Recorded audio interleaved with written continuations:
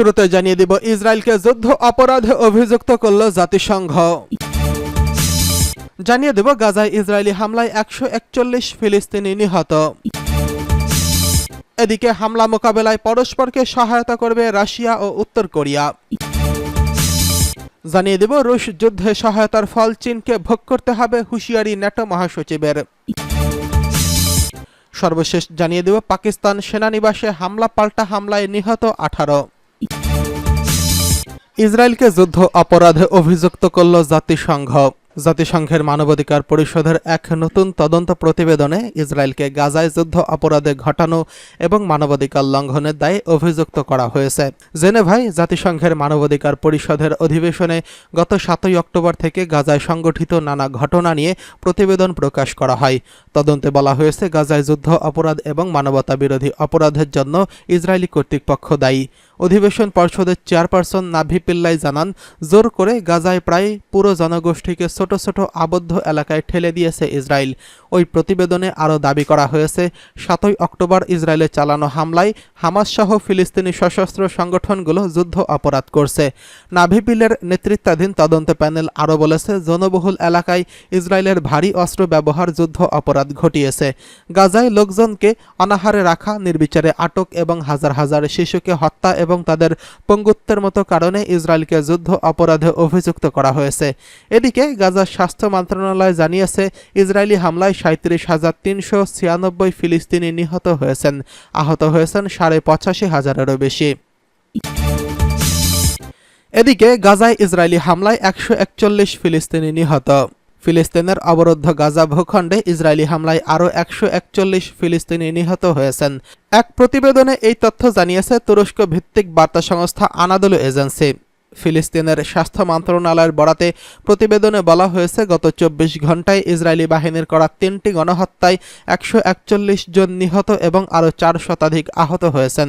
অনেক মানুষ এখনও ধ্বংসস্তূপের নিচে এবং রাস্তায় আটকা পড়ে আছেন, কারণ উদ্ধারকারীরা তাদের কাছে পৌঁছতে পারছেন না। এই সংখ্যা নিয়ে উপত্যকাটিতে নিহতের সংখ্যা দাঁড়িয়েছে 38,885 জন, তাদের বেশিরভাগই নারী ও শিশু। এই পর্যন্ত মোট আহতের সংখ্যা হয়ে দাঁড়িয়েছে 89,881 জনে। গত 7 অক্টোবর ইসরায়েল সীমা প্রবেশ করে নজিরবিহীন হামলা চালায় হামাস যোদ্ধারা। প্রায় 1300 ইসরায়েলিকে হত্যা করা হয় এবং পাল্টা জবাবে ইসরায়েলের গাজায় উপত্যকায় অবিরাম বিমান ও স্থল হামলা চালিয়ে যাচ্ছে। ইসরায়েলি এক হামলায় হাসপাতাল, স্কুল, শরণার্থী শিবির, মসজিদ, গির্জা সহ হাজার হাজার ভবন ক্ষতিগ্রস্ত বা ধ্বংস হয়ে গেছে। ইসরায়েলের আন্তর্জাতিক বিচারিক আদালতে গণহত্যার জন্য অভিযুক্ত করা হয়েছে, যার সর্বশেষ রায়ে তেল আবিবকে অবিলম্বে দক্ষিণাঞ্চলীয় শহর রাফাতে তার সামরিক অভিযান বন্ধ করার নির্দেশ দেওয়া হয়েছে, যেখানে গত 6 মে আক্রমণ করার আগে 1 মিলিয়নেরও বেশি মানুষ ফিলিস্তিনিদের যুদ্ধ থেকে আশ্রয় নিয়েছিলেন। এদিকে হামলার মোকাবেলায় পরস্পরকে সহযোগিতা করবে রাশিয়া ও উত্তর কোরিয়া। কৌশলগত অংশীদারিত্বের চুক্তি স্বাক্ষরিত হয়েছে উত্তর কোরিয়া ও রাশিয়ার মধ্যে।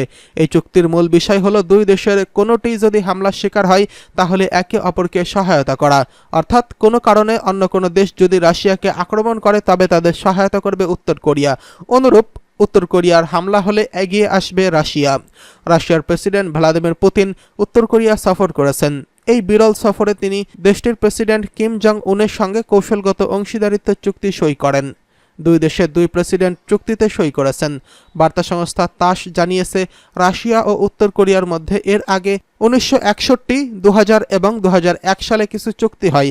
নতুন চুক্তিটি সেগুলোর স্থলাভিষিক্ত হবে। আক্রমণ মোকাবেলা সহায়তা ছাড়াও রাজনৈতিক, বাণিজ্য, বিনিয়োগ, সাংস্কৃতিক নিরাপত্তা চুক্তি হয়েছে পারমাণবিক শক্তি সমৃদ্ধ দেশ দুটির মধ্য দিয়ে।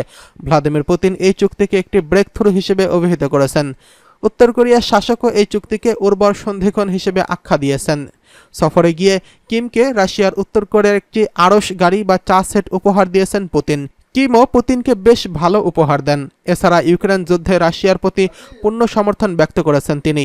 উত্তর কোরিয়ার উপর আরোপিত বিধিনিষেধগুলো পুনর্বিবেচনা করার জন্য জাতিসংঘের প্রতি আহ্বান জানিয়েছেন ভ্লাদিমির পুতিন। পিয়ংইয়ংয়ের সঙ্গে প্রয়োজনে সামরিক, প্রযুক্তিগত সহযোগিতামূলক সম্পর্ক গড়বেন বলেও তিনি উল্লেখ করেন।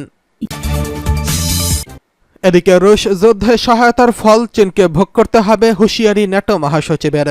রুশ যুদ্ধে সহায়তার ফল চীনকে ভোগ করতে হবে বলে হুঁশিয়ারি দিয়েছেন পশ্চিমা সামরিক জোট ন্যাটোর মহাসচিব জেন্স স্টলটেনবার্গ। বিবিসিকে দেওয়া এক সাক্ষাৎকারে তিনি বলেন, চীন দুই দিকে সুবিধা নিতে চাইছে। একদিকে রাশিয়া যুদ্ধে সমর্থন দিচ্ছে, অন্যদিকে ইউরোপের মিত্রদের সঙ্গেও সম্পর্ক বজায় রাখার চেষ্টা করছে। এটা দীর্ঘমেয়াদে কাজে আসবে না। পারমাণবিক অস্ত্র ও প্রতিরক্ষা ব্যয় নিয়ে জেন্স স্টলটেনবার্গ বলেন, কয়েকদিন আগেই সুইজারল্যান্ড একটি শান্তি সম্মেলনে শেষ হলো। সেখানে ইউক্রেনের সমর্থন দিয়ে যাওয়ার অঙ্গীকার করেছে অনেক দেশ, কিন্তু রাশিয়া সম্মেলনটিকে সময়ের অপচয় বলে আখ্যা দিয়েছেন। দেশটির ভাষ্য, ইউক্রেন আত্মসমর্পণ করলেই কেবল তারা শান্তি আলোচনায় সম্মত হবে। রাশিয়ার প্রতি চীনের সমর্থনের বিষয়ে ন্যাটো দেশগুলো কি করতে পারে প্রশ্ন করা হয় ন্যাটো মহাসচিবকে। তিনি বলেন, নিষেধাজ্ঞার সম্ভাব্যতা নিয়ে আলোচনা চলছে। চীন অনেক প্রযুক্তি সরবরাহ করছে, এর মধ্যে মাইক্রো ইলেকট্রনিক্সের মতো প্রযুক্তিও রয়েছে, যা দিয়ে রাশিয়া ইউক্রেনে হামলার জন্য ক্ষেপণাস্ত্র তৈরি করছে।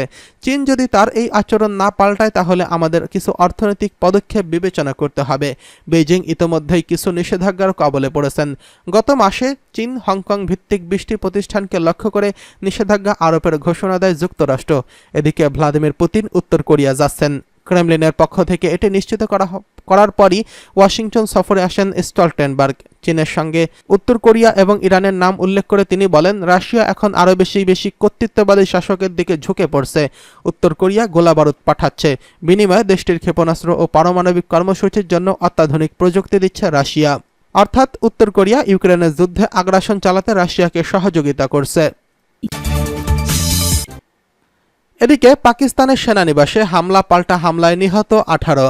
পাকিস্তানের এক সেনানিবাসে সন্ত্রাসী হামলার ঘটনায় দেশটির সেনাবাহিনীর 8 সদস্য নিহত হয়েছেন। সোমবার খাইবার পাখতুনখোয়া প্রদেশের 52 সেনানিবাসে লক্ষ্য করে হামলা চালানো হয়। পাকিস্তানের আন্তঃবাহিনী জনসংযোগ পরিদপ্তর জানিয়েছেন, এই হামলার পর পাল্টা অভিযানে 10 জন সন্ত্রাসী নিহত হয়েছেন।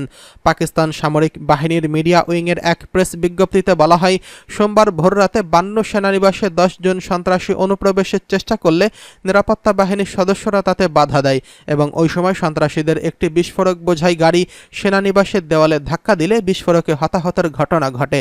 বিবৃতিতে বলা হয়েছে, আত্মঘাতী বিস্ফোরকের ফলে প্রাচীরের একটি অংশ ধসে পড়ে এবং পার্শ্ববর্তী অবকাঠামো ক্ষতিগ্রস্ত হয়, যার ফলে 8 সৈন্য নিহত হয়েছেন। নিহতরা হচ্ছেন পাকিস্তান সেনাবাহিনীর নায়েব সুবেদার মোহাম্মদ শেহজাদ, হাবিলদার জিল ঈদ হুসাইন, হাবিলদার শাহজাদ আহমেদ, সিপাহী আশফাক হোসেন খান, সিপাহী সুবাহান মজিদ, সিপাহী ইমতিয়াজ খান, সিপাহী আরসালান আসলাম এবং ফ্রন্টিয়ার কনস্টাবলিয়ান ন্যান্স নায়েক সওজ আলী। পাকিস্তানের সামরিক বাহিনীর মিডিয়া উইংয়ের এক প্রেস বিজ্ঞপ্তিতে আরও বলা হয়েছে, সোমবার ভোররাতে 52 সেনানিবাসে 10 জন সন্ত্রাসী অনুপ্রবেশের চেষ্টা করলে নিরাপত্তা বাহিনীর সদস্যরা তাদের বাধা দেয়।